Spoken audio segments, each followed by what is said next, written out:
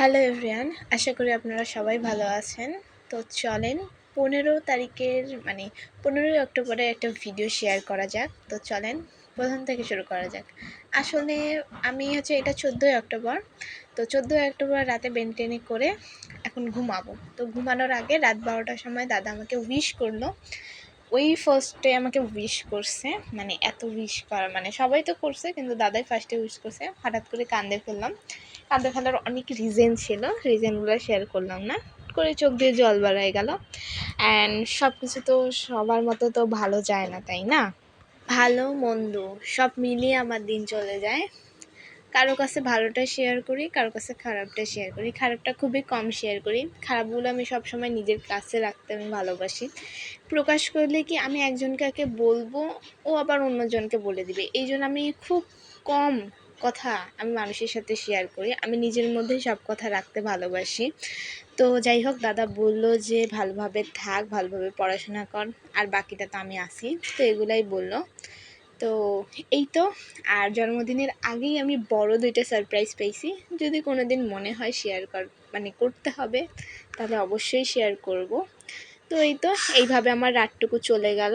সকালবেলা উঠেই আমার একটাই কাজ, যে পুচকুকে একটু কি বলবো, ছোট বাচ্চাদের সাথে যেমন করে তেমন।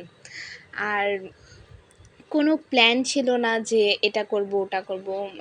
আগে যখন ছোট থাকতাম অনেক প্ল্যান থাকতো, যে এটা করব ওটা করব, কেক কাটবো। কিন্তু এইবার আমি ভাবেই রাখছি যে আমি কিচ্ছু করব না, জাস্ট নিজের মতো থাকবো। তাও সকালবেলা রুটি খাইছি, পায়েস খাইছি, লুডুস খাইছি, কাকে লুডুস দিছিল। তারপরে চান করছি, চান করার পরেই আমি ভাবলাম যে সব ঠাকুরকে প্রণাম করে নিই আগে।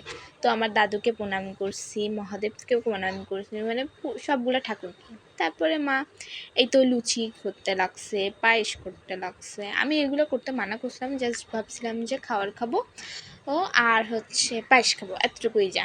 অ্যান্ড পরবর্তীতে যে কি হবে তা আমি একদমই জানতাম না, আমার কল্পনারও বাইরে ছিল। তো এই তো সব কিছু রেডি হয়ে গেল। তো এই তো কেক টেক কিন্তু কাটার কোনো প্ল্যান ছিল না। পিঠা হুট করে আসছে, আমার জন্মদিন কিন্তু শেষ।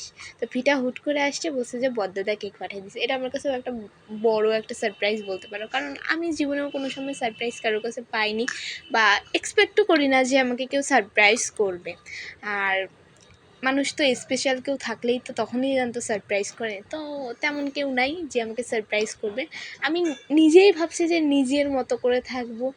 আর আমার খুবই পুরানো দিনের স্মৃতিগুলো মনে পড়তেছিল, যে আর ছোটোবেলার অনেক স্মৃতি ছিল, যে এগুলো করছি। তারপরে এই তো কেক টেক কাটে নিলাম। তো একদিকে ভালো লাগতেছে, একদিকে খারাপও লাগতেছে। যদি দাদা ভিডিওটা দেখে থাকিস, তাহলে তোকে আমি খুবই মিস করছি। তো তারপরে আমি কল দিলাম।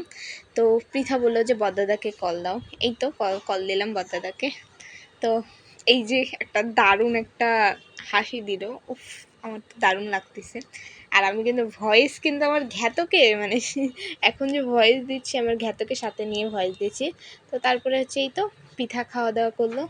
এখন দাদা বললো যে আমার সামনে কেকটা কাট। তো এই তো আমি কেকটা আগে কাটছি অবশ্য। তো একটা কেক আনছিল, একটা পেস্ট্রি আনছিল। অ্যান্ড এই তো এইভাবে আমার জন্মদিন চলে গেল। আপনারা সবাই আশীর্বাদ করবেন যেন ভালোভাবে, সুস্থভাবে, সাবধানে থাকতে পারি। তো এই তো এইভাবে আমার কয়েকটা বছর পার হয়ে গেল। তো যদি কারো কোনো কথায় খারাপ লাগে, আমাকে ক্ষমার দৃষ্টিতে দেখবেন। তো এই তো কেক টেক কাটা শেষ। তো আমি বলতে গেলে বললাম না, সেরকম কোনো প্রিপারেশন ছিল না, কিছু ছিল না। আমি কিন্তু বাড়ির জামা পরেই ছিলাম, একটু সাজা গোজা এরকম যে করা, সেরকম কোনো মন মানসিকতা ছিল না। তো সময়ের সাথে সাথে না সব কিছুই পরিবর্তন হয়ে যায়, মানুষ আর এক থাকে না। তো এই তো খারাপ কথা, ভালো কথা, কিছু কিছু কথা শেয়ার করলাম, কিছু কিছু করলাম না।